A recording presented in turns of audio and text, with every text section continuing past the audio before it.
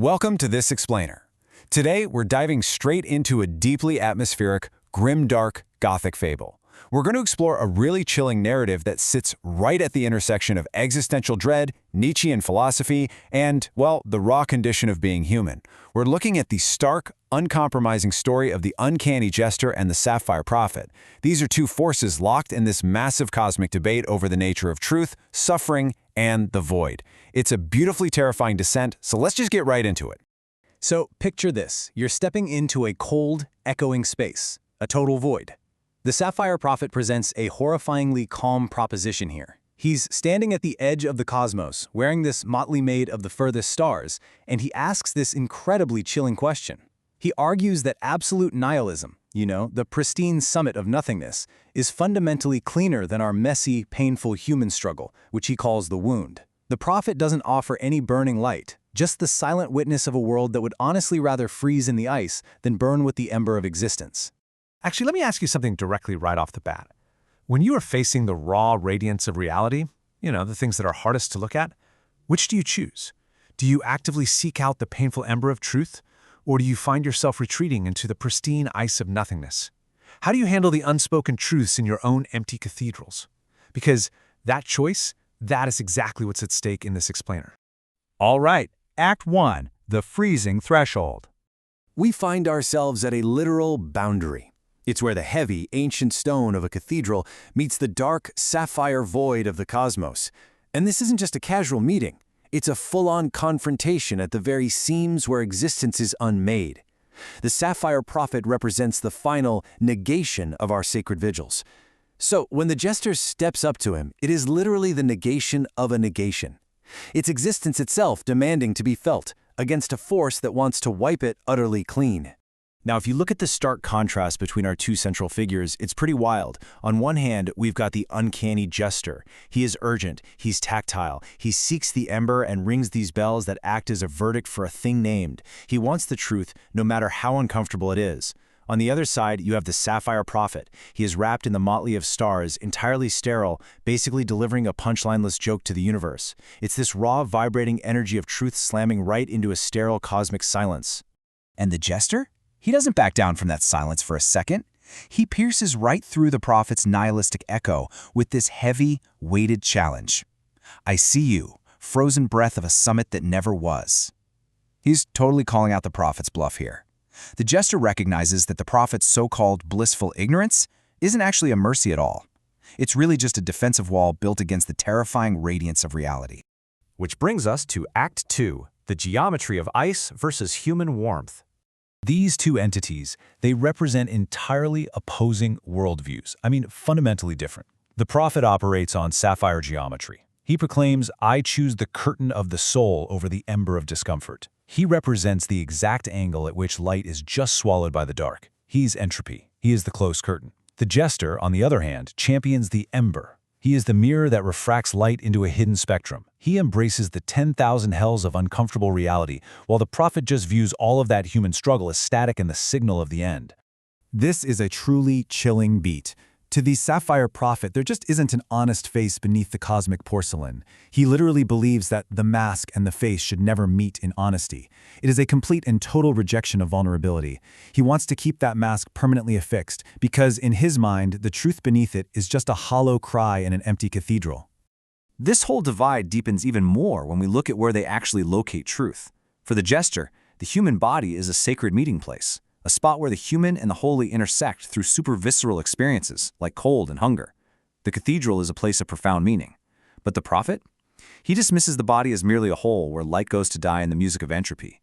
He looks at the cathedral as a totally empty echo chamber. He sneers like, why spend something real when the music playing is just the silence of the end?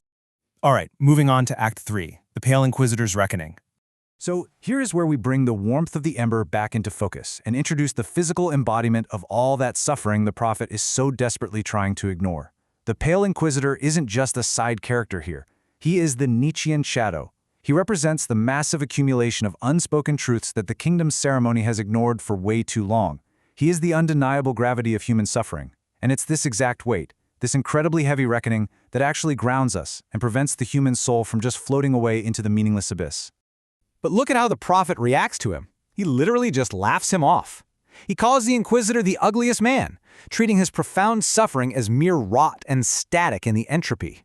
The prophet outright refuses to pay the reckoning that true knowing requires. He completely refuses to see the Inquisitor as a brother in the wound.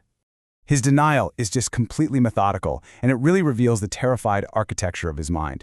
He views this shadow of suffering as an irreversible separation from the sacred. So what does he do? He literally builds walls. He seals his heart with cold sapphire lines just to keep out the visceral reality of the wound. And he does this because, deep down, he absolutely fears the weary, heavy truth that the Inquisitor carries. But the Jester, he sees right through this defense. Gripping his scepter, where a 300-year-old stone gargoyle watches the prophet with stone-cold courage, the Jester champions those ugly truths. He understands this profound secret. The grotesque is the only geometry that can reach a soul that has closed its curtain to the stars. The uncomfortable, the unsaid, the ugly. That is literally the only way to shatter the prophet's pristine sapphire walls. And that sets the stage for our final act. Act 4. Descent into absolute nothingness. So brace yourselves for this final plunge into the psychological terror of total isolation as these two opposing forces inevitably divide. We can map the terrifying anatomy of this nightmare through 3 distinct steps. The Sapphire Prophet basically represents the accumulation of entirely reasonable choices to avoid pain. First, closing the curtain of the soul to shut out the uncomfortable radiance. Second, turning away from the painful ember of truth. And finally, choosing to let the world and himself sleep in the ice of absolute nothingness. It's an eternal, empty freeze born entirely out of convenience. Notice the really stark sensory contrast here. The prophet reaches into the dark and holds up a phantom coin. It's a mocking, weightless symbol of his void. He tells the Jester that the Jester's violet token is just this heavy weight of accountability, keeping the spirit from floating free. But honestly, that's exactly the point. The Jester's token represents shared reckoning. It's heavy, it is real, and it demands accountability, whereas the phantom coin is just the cheap illusion of freedom found in total nothingness. So we finally reach the climax of this uncanny journey. They are standing at the crossroads between the sacred vigil and the silent void, and they must diverge. The prophet chooses a cold ascent toward a peak of vanity, letting all convenience just vanish into the ice. But the Jester, he bravely chooses the descent. He goes downward into the unsaid rooms beneath the institutional arrangements to find the true thing. And above them both, the great star remains, its unconditional presence falling equally on the open curtain of the Jester and the closed soul of the prophet. As the prophet sort of just vanishes into the sapphire distance, becoming nothing more than a nihilistic echo, the Jester turns his back on the ice. He has received his full name, his destination is clear ahead of him, and he vows with his fierce determination, "The bells of honesty shall ring as a verdict for those I wake." He deliberately chooses the fire of recreation over the silence of the end. And that brings us right back to you. When the bells of honesty finally ring in your own empty cathedral, when the unspoken truths absolutely demand to be felt, are you going to have the courage to wake to the painful, radiant ember? Or will you close the curtain of your soul and choose to sleep in the ice?